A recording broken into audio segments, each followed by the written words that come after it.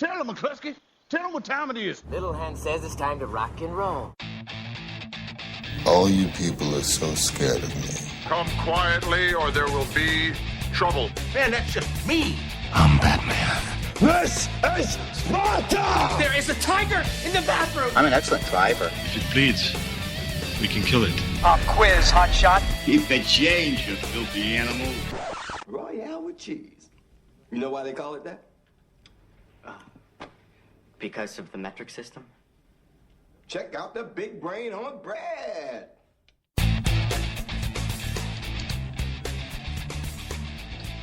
Hello and welcome back to the Monday Movie Show, to our DVD and Blu-ray half of the show. Our final show in 2012 wraps up with reviews of the following movies after the UK DVD and Blu-ray top 10. You've got science fiction comedy starring Ben Stiller and Vince Vaughn in The Watch. You have the remake of Total Recall and Irish. Well, it's funded by the National Lottery, but it's an Irish film, comedy horror Grabbers, which isn't out until the 31st, but we've got an early review copy of it. Plus, it's out in the cinema on the 26th of December. And the DVD alternative is Rain Man. Yeah, before that though, let's go straight into the DVD and Blu-ray top 10, starting at number 10 with The Amazing Spider-Man. Average Spider-Man. I really want that title changed to The Average Spider-Man, because the film itself, in my eyes, is an average movie. No.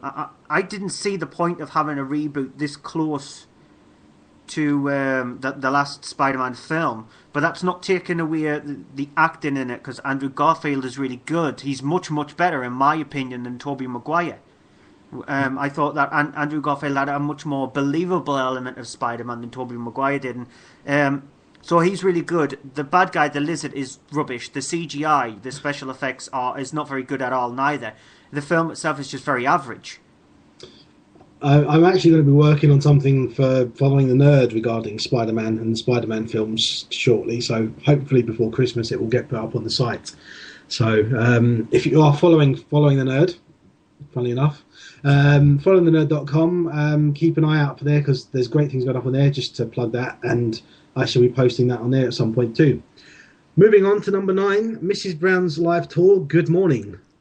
Now, Mr. Moob said the average Spider-Man is called the awful SHIT Spider-Man. It's not that bad, but it's still not very good. Have you noticed I tried to avoid Mrs. Brown's boys, so let's go on to number 8. I'd rather avoid number 8, but you like Michael McIntyre, so go on. Yeah, I like Michael McIntyre, not Michael McIntyre. But Michael McIntyre, I find him funny. It should be Michael McIntyre, because it's just he talks like a fish. I still like him, though. I think he's funny. Number 7 is The Bourne Legacy. The weakest out of the 4 Bourne films. Jeremy Renner is okay. I was having a conversation with a couple of people before I came on air on the show, and they said that, they agreed with me, the fact that Jeremy Renner is all right in the film. If it wasn't called The Bourne something, if the Bourne part was took out of it, then I might have given it a bit more of a leeway, but because it's got Bourne attached to it, and the Bourne trilogy with Matt Damon in it is such a good set of films, this one was a bit of a letdown. It was a disappointment. I've just want to chime in on that. I've enjoyed it more on subsequent watchings, and I like that it's opened up the universe, because now it does mean that there's a chance for Matt Damon to return, because he's now said he's interested again, and I think it's because of this film. And number 6, Disney and Pixar, Brave. Yeah, before I go on to that, Dalek6 said he's back and he still can't believe that I'm not seeing Avatar in 3D and I'm an idiot. Yeah, I'm not an idiot. I've not seen Avatar in 3D. I've only watched Avatar once, and I barely got through Avatar in the first place. So I'm not interested in seeing it in 3D. 3D is rubbish. It's a gimmick, so I will not see it in 3D, and I don't care. So surround sound. No, I think 3D is much more of a gimmick than surround sound. Brave is a very average film. It's not up to Disney and Pixar's standards, considering if you look at their back catalogue of movies with the Toy Story series and Up and just anything what they have previously done apart from the Cars films, then They are masters of what they do. But this one is sort of a letdown in their canon. It's a goodish film. The animation is fantastic as usual, as what you would expect from them. But it's just a bit of a letdown when it comes to what they can do. I kind of agree most on that one. Everyone, be ready. Maybe turn down the speakers a little bit. At number 5 is Keith Lemon, the film. Yeah. I'm really, really, really, really tempted to swear. So you better move on. I really want to drop so many F-bombs that the little explicit box that we can tick now at the end of the show would not have to be ticked. It would just have to be a huge, massive screen with explicit boxes. So you better move on. To number 4, which is Ted. Yeah, Ted, extremely funny film. It's a really, really funny film. It's in my top 10 films of the year. It's at a surprising it's in both number. Our top 10 films of the year. Yeah, but mine, you'll be surprised at where it is. But it is a really, really funny film, and I think it's down to Seth MacFarlane. Okay, Seth MacFarlane. I know one of two places where it is then now. That's from something you said to me the other day. Maybe. Yeah. Seth MacFarlane is a genius in my eyes. He's an absolute genius. I agree with that. I think I just want to add in as well. The best thing about Ted is it's funny, and it's got one of the things that's been lacking in loads of so-called comedies lately. It genuinely has heart. Number 3 is The Expendables 2. Mr. Moob said Keith Lemon, the unfunniest TWAT on TV since Ricky Gervais, and then US Danny Dyer fan said, is Keith Lemon a comic persona, or is he really like that? Yeah, the guy who plays him, he is really like that. He's an absolute prick, to be honest. I'm just going to say as well about Ricky Gervais. I don't think he's unfunny. I think he's funny. I just think that he's only funny in like short doses. I can't stand him for longer than 5 minutes at a time. Yep. So you went at number 3. Yeah, Expendables 2. Go on. I know you're going to just trash it because you don't like it, but I like it. Yeah, it's dumber than the first film, which is a bit of an understatement considering that the first film is extremely dumb. This one, it's like you've gone into a ward full of people who've had lobotomies, but not only front lobe lobotomies, the entire brain has been took out, and they're trying to add 1 and 1, and they're still getting 0, and they're smacking their head off a calculator because they can't get the correct answer. And this film is that dumb. There's a few decent action set pieces in the film. I think that's a little harsh.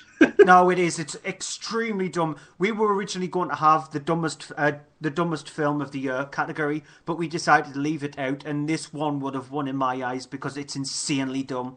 But like I said, there are a few decent action set pieces in it. It is slightly better than the first one because the first one's structure was just badly done. Number 2 is Dark Knight Rises. I don't know what more we can say about The Dark Knight Rises. The more you view the film, the more you think about the film, the more you start picking it apart, and the more you realise that it isn't as brilliant as you thought it was. I think the thing is, I will say this about the whole of the Christopher Nolan trilogy, for Batman trilogy. The Dark Knight Rises does not stand so well on its own as The Dark Knight does. You really need to have seen Batman Begins before seeing The Dark Knight Rises. Would you agree? Yeah. No? Yeah. And so the number 1 film, new entry this week, straight in at the top, Ice Age 4 Continental Drift. It's another one of those series that has just completely lost its way. It just seems to rehash the same kind of jokes that have been in the previous movies, and it's a series that should have ended after number 3. We didn't need a 4th. It's like it's the Shrek syndrome. The Shrek films, the more the Shrek films went on, the more they started to lose their brilliance. And this has been the same with the Ice Age series. The only saving grace is Scrat. You take Scrat out the movie, and you have a well below par animated film. Okay, that's it for the DVD and Blu-ray top 10. We are now going to take a quick ad break for the Holocaust. One of the members is listening to us live in the chat, DalexX, just actually confirming with him. They're having a Christmas special actually going out on Christmas Day. Here's the ad. Yeah, just one quick note, Dalek. It is the old ad because I've still not got the new ad, so I'm playing the old one. Sorry.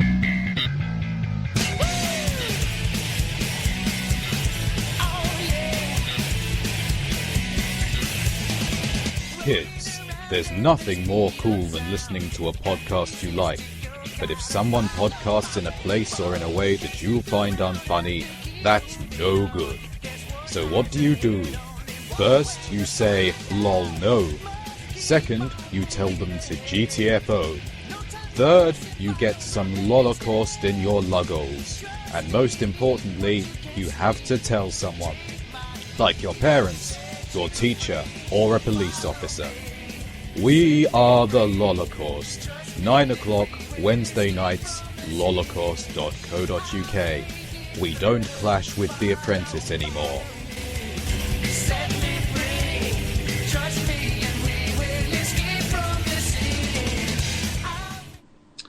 So that is, if you didn't know what they were like, that is an idea of what the Holocaust is about. And they're having a special Christmas show Christmas Day. Let's get on to our first review on DVD and Blu-ray this week, starting with The Watch. It's directed by Akiva Schaffer and it stars Ben Stiller. Is the lead. He's in about 90% of the film. He plays Evan. He's this sort of like, you might as well see it, he's a bit like Ned Flanders in the way. Not with the Jesus part of it, but he's sort of like Ned Flanders as a character. He thinks he's sort of like, he can set up lots of clubs in the town where he's living, which is in Glenview in Ohio. And he sets up like a running club so people can get together, and he's really nice. He's also joined like the council so they can get things like steps lowered down for disabled people, so they're able to get up on steps much more easily. And so what happens though, he runs the local Costco, which is a big, huge, massive, super mega store. And he's the manager of that. After spending about 18 years in that shop, he's finally became manager. And he is friends with the night janitor. The night janitor, though, he's managed to get his US visa. He's a US citizen. However, he gets killed. The next morning, when Evan comes back to the shop, to the Costco, he finds out that the night janitor is being killed, and so he gets together a group of people to try and set up a neighborhood watch scheme. However, only a few people show up to the first meeting, and they end off. So, like, those 4 people are the neighborhood watch. They're played by Vince Vaughn, who plays Bob. Then you've got Jonah Hill, which I've not written down his character's name. It's Franklin, and Richard Ayoade, who plays Jamarcus. Bob is sort of like, he's got a family. He thinks that his daughter is the be all and end all, and he's a bit strange. Jonah Hill's character, Franklin, he's a bit nuts. He's been rejected from the police force numerous amount of times, also from the army, etc. And then you've got Richard Ayoade's character, Jamarcus. He's from England, and they use the stereotypical English character. Bob gets together, so like the uniform for the watch. He's a clip. I want to thank you all for coming, and I thought we'd start out by just getting to know each other. All right, well, I'll start this off. My name is Bob, with a B. Okay, and, welcome, Bob. I love the town. I love my wife. I love my daughter. And I love getting a chance to hang with the guys. So I'm really into what you're doing here. Once a week, away from the wife and kids, telling some dirty jokes, having some beers if we're good. Great. Thank you, Bob. Yep. What are you about? My name's Jamarcus, recently very happily divorced and just looking to get more involved in the local community.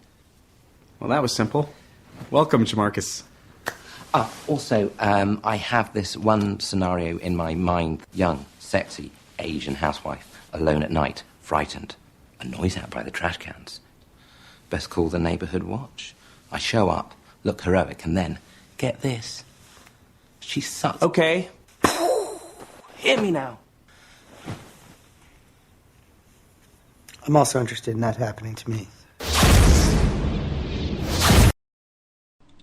So there you heard a clip there. Booger in the live chat says he's an English gent or a Cockney. Well, he's Richard Ayoade. He's just playing himself practically. And Mr. Moob said so many bad films, so little lighter fluid. I am taking that. That is my phrase for the year. Yeah, I completely agree with that, because the rest of the film is centered around these trying to hunt down this alien which is killing people in the small town, and there is not enough lighter fluid which could burn this film. The same, like, if you decided to get both this film and Keith Lemon the film together, you would need more than a nuclear bomb to destroy them.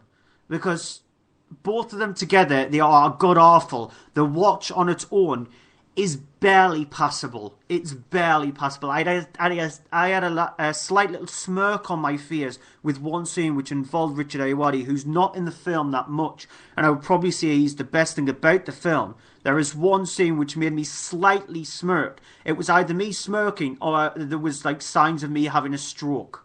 I was hoping it wasn't like the latter. But The Watch, honestly, it's seriously unfunny.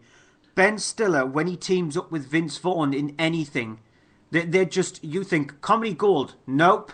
It's like if you've got diarrhea. They are comedy diarrhea. They're worse than that. They are really bad together.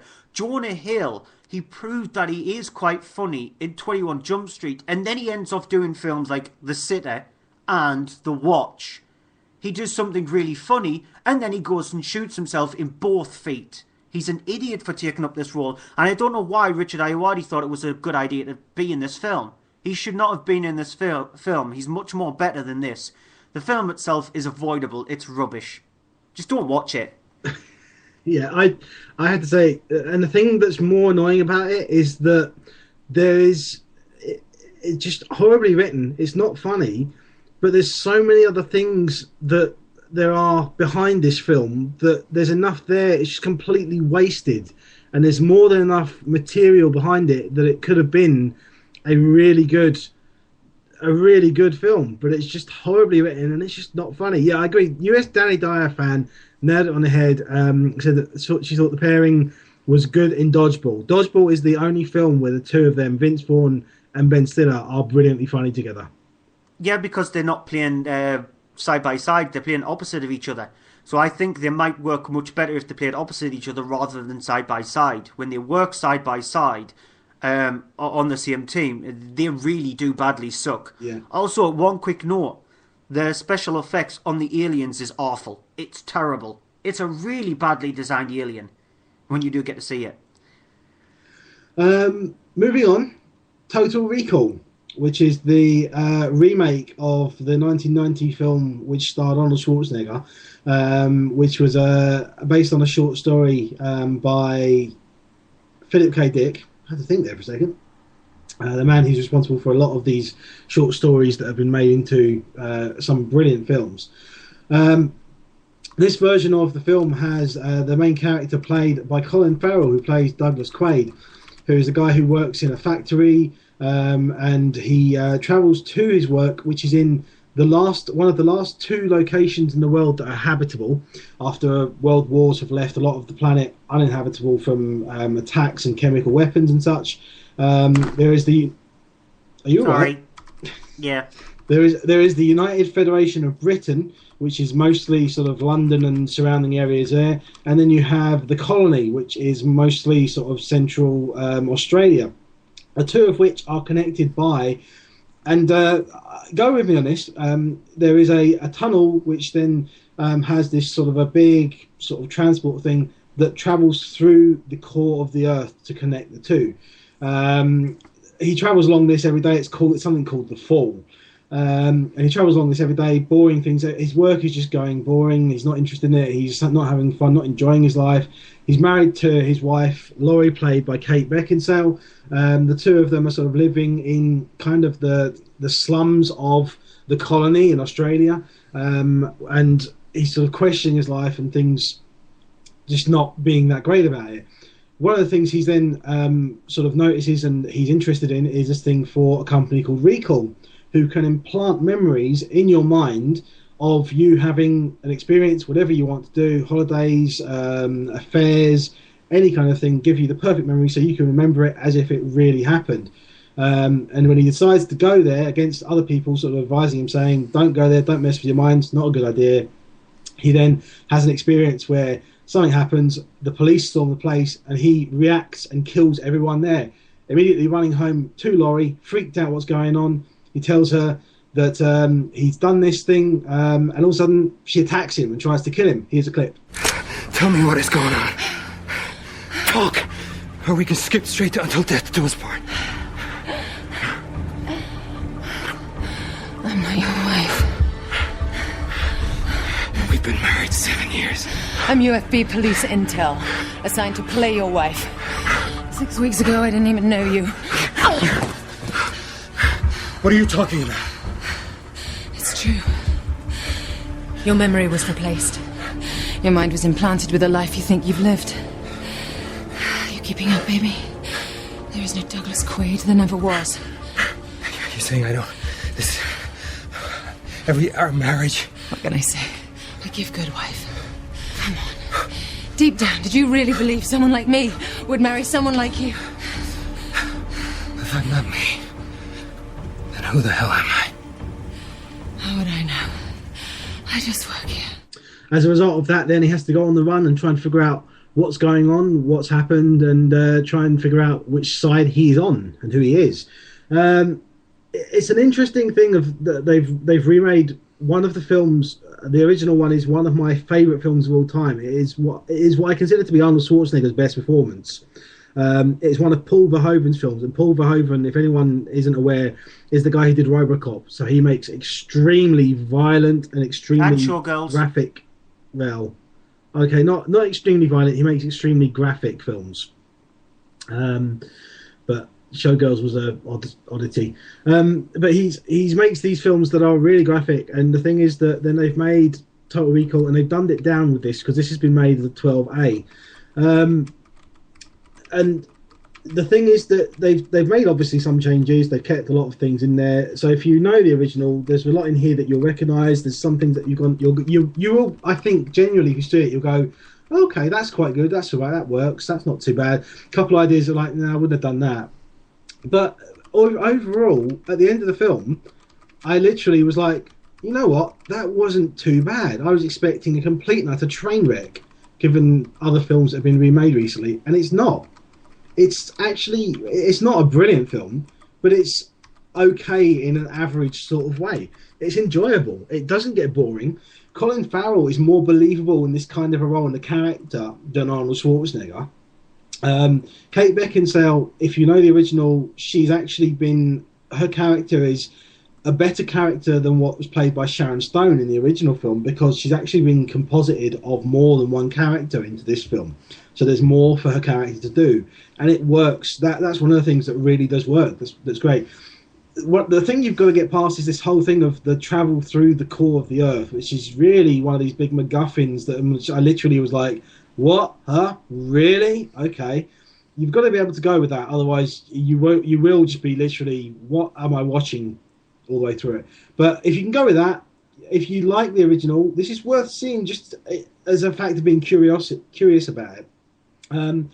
It's interesting to see what they've changed, which did work. But then it's unless you really want to see it, you're probably not going to enjoy it that much. Check out the original instead, because the original has been released God knows how many times now, and there's some great versions out there with loads of decent extras, and you'll get it probably for, I don't know, £5 or something like that on DVD or even Blu-ray. I think it's not that much now for it. And the original is a classic. It really is a classic. This is just okay. Yeah, Mr. Moobs in the chat said they should remake Total Recall, same as it is, but halfway through it, Schwarzenegger enters the film and kills everybody involved. There's this thing of is that not what happens in Total Recall in the original one? Well, it would. I'm thinking the way he's going about it is kills everybody involved, and the film gets cut off at about the 60-minute mark. Everybody is being slaughtered. But that's what kind of the last half of the film is anyway. It's just him running around slaughtering people with a not the last half of the film, because the last half of the film would not exist if Schwarzenegger comes in at about the 60-minute mark. He slaughters everybody. Everybody is dead, even including the people who made the film as well. And then that's it. The film's ended. It's some sort of like strange snuff movie with Schwarzenegger on the end of a gun. Okay, that man needs some help and less sugar. Yeah, if you know Mr. Moobs, which I do, he does need a lot of help. And I'm probably going to get shouted at now when I speak to him next. Okay, let's move on to your final review of 2012. Yep, Grabbers, which is out on DVD and Blu-ray on the 31st of December, but it's out in the cinema in limited release on the 26th of December, and it was shown as a part of this year's Fright Fest. it's a small little Irish film, but it's funded by the lottery, and so it's got a small little budget. And it's directed by Joe Wright, and it's set on this island just off the coast of Ireland. So Ireland as an I-S and Ireland as an I-R-E. And it stars Richard Coyle, who plays Kieran O'Shea, and Ruth Bradley, who plays... What are you laughing at? Just the menace has just said, potato. Okay, yeah. It's got Ruth Bradley, who plays Lisa Nolan, and they're both called Gardas, who are the police officers of the island that they're on. Now, Ruth Bradley's character, she's been brought to the island because the head police officer, he's decided to go on holiday for a couple of weeks, and so he needs a replacement. However, just before she gets onto this island, the opening of the film sees these three people on a fishing trip, and they end up getting attacked by this mysterious thing. When she does get on the island, she meets up with Kieran O'Shea, he's a police officer, but he's a drunkard. He likes to drink a lot. While this is happening, ongoing, some whales get washed up on the beach, and a science doctor, who's played by Russell Tovey, he's asked to look at the whales to see what's happened. They've been attacked, and he thinks that it's just down to them scraping themselves up on the rock before they get washed up on the beach. However, it could be down to these things that attacked these fishermen. They then discover these eggs on the beach, which contain these... They're sort of like sucker kind of bad guys. They're referred to as grabbers in the film, when one of them, the main drunk guy in the movie, decides to call them grabbers because he was the one who discovered the egg, so he thinks that he's the one who can name them. Unfortunately, what happens is there is this huge, massive grabber who then attacks people on the island, and the only way you can survive, because these grabbers, they drink blood from people, they're like leeches, and the only thing they don't like is alcohol. So they come up with the idea that everybody on the island comes to the only pub on the island, they have a lock-in, and get completely sauced out their minds so they don't get killed. And you can probably guess... bad things happen, because they do. It's a comedy horror film anyway. Yeah, I'm listening to you talking about this. I'm being reminded very heavily of Tremors. Yeah, that it will remind you of sort of like Tremors with a little bit of critters in it, and sort of like those kind of films. It's got that kind of feel to it. And in the first 45-50 minutes of the film, I was thinking that this better get going because it's not grabbing my interest that much. Oh. It's not until the last 35 minutes of the film where it does show its proper true potential. It does feel like a Tremors movie because it has the humour. Russell Tovey is the funniest thing about this film. There is a scene where the guy who's the main drunkard on the island, he's created his own liquor, and it's like, it's majorly bad proof. It's more than 20-30% proof, this liquor. It's really strong. And Russell Tovey's character takes a slight little drink of it, and he's completely sauced. And he is the funniest thing about this film, when he's in a way, he's trying to give one of the grabbers a hug. He thinks it's friendly, and he goes out to try and give it a hug. But yeah, in the last 35 minutes of the film, that's when it shows its proper true potential. Now, I would actually recommend you going to watch this, because any small movie like this needs a lot more recognition than they get. Because this film, it's getting limited release in the cinema, and it's getting released on the 31st of December. So it's going to skip completely over people's heads. And it's a shame, because it is a fun film when it does get going. There is a lot in this film to like about. The creature design is a bit dodgy, but what do you expect for a movie that's being funded by the National Lottery? They're not going to get a huge budget. And what the director has done with the budget is pretty decent. And some of the jokes, they're funny, and it's a pretty decent film. Mr. Moob says, wow, you more or less just told them everything that happened in Grabbers. Well, I didn't. I didn't tell them practically everything that happens in Grabbers. There is a lot more that happens in it, but I recommend you people watching it. It's a decent enough film. Okay, I'm going to quickly do my last alternative for 2012, which I'm not sure. We were trying to remember if we've already done this or not. Rain Man, which is from 1988. God, I'm starting to feel old now. Is the film directed by Barry Levinson and stars Tom Cruise as Charlie Babbitt, a guy who's he's a real jerk. He's a car salesman. of really expensive cars. He's struggling financially because his business is sort of collapsing. Things are not going great for him, and then he gets news that his father's passed away.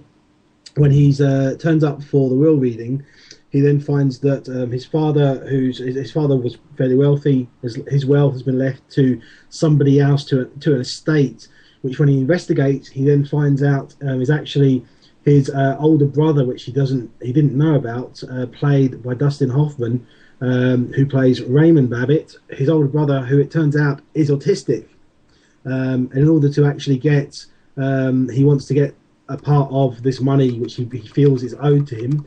He essentially kidnaps his brother from the institute he's in and takes him on the road with him while he's actually doing some things. And it's a good drama about the two of these.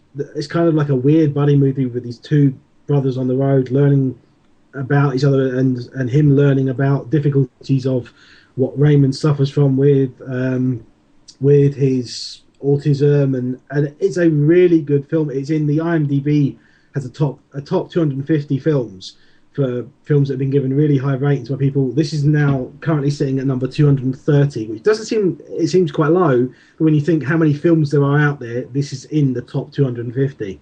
It's that great a film. It's a brilliant film, great drama. It's Tom Cruise doing a great acting performance. It's not an action film. It doesn't feature him running. In fact, I don't think he runs in the whole film, which is odd for him. But it's a really good film. If you haven't seen it, watch out for it. I'm sure it will be on television sometime soon, because it does get shown every now and again, and it's a absolutely fantastic film. Yeah, just one thing, just to clear things up, because I know people who listen back to the show will not be able to see the live chat. Mr. Moobs, just so you know, I definitely did not spoil the film, because I know the alcohol is a part of Grabbers, but it's in the trailer. So if you see the trailer, it's in the trailer, so I didn't spoil it. It's just in case people who's listening are thinking that he's gone a bit too far, and I can understand where people will come from. You might think that I have gone a bit too far, but if you watch the trailer of Grabbers, you will see that the alcohol is part of the trailer, so it is in the trailer. Yeah, pretty much if it's in the trailers, it's up for grabs, unless it's something really big, in which case it's just like a no. I mean, yeah, there are some trailers out there which will completely spoil a film for you, which I'm not. I can think of one at least right now. I'm not going to say what it is because it completely spoils the whole film. Yeah, I can. There is the prime example of that, the film Demons 2. If you buy it on DVD or on VHS, you know when you used to get trailers before the film that you watch. Yeah. There's a trailer for Demons 2 before Demons 2, which has the ending in it. What? Yes, so it shows the ending before the film. What complete idiot said that? Complete idiot decided to do that. That is our last show of 2012, technically, because we are back this Wednesday with a special Monday movie show, but well, I guess we're a Wednesday movie show. It doesn't quite work, does it? No. Monday movie show special, end of the year, which will be looking back at our best top 10 and worst top 10 Lemon film movies. Yeah, the year. The best thing about that is that show is going to come out before the world is actually going to end. So you will find out what our best and worst films of the year is before the whole world just blows up. Yeah, how has no one made a film about that? Oh yeah, wait, Roland Emmerich. Yeah, he must pay for that film. He really must. Yep. It's just awful.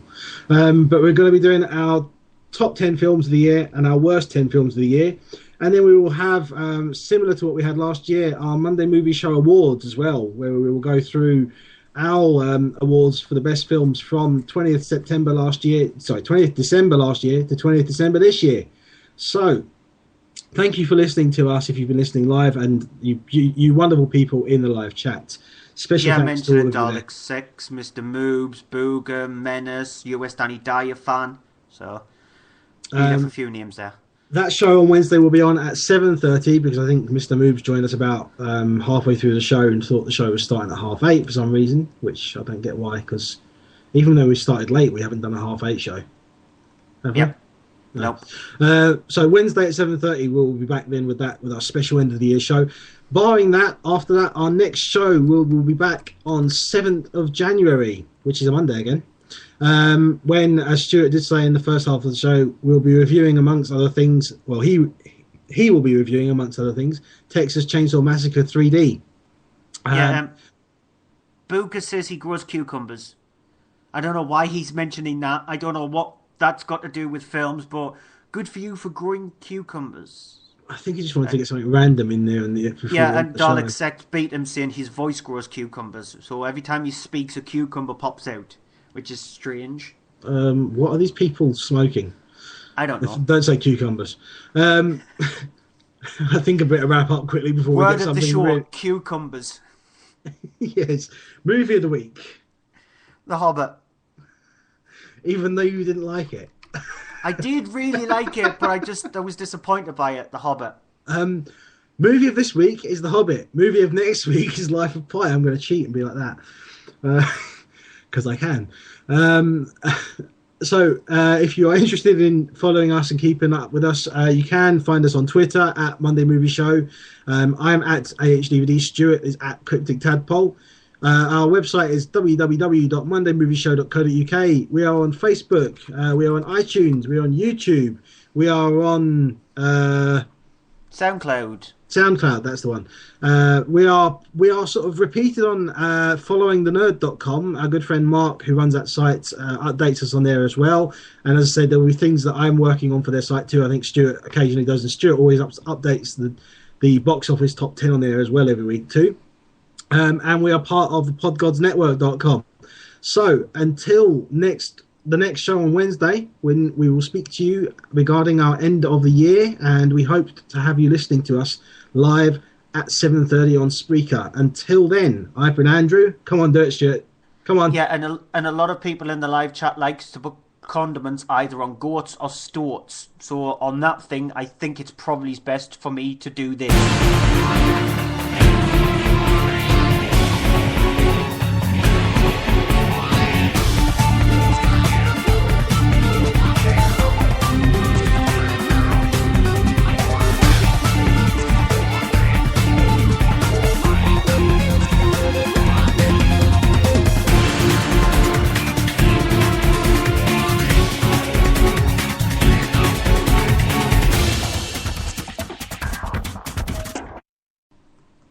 And thanks to Booger on the live chat, he says he's been me, so that's good then.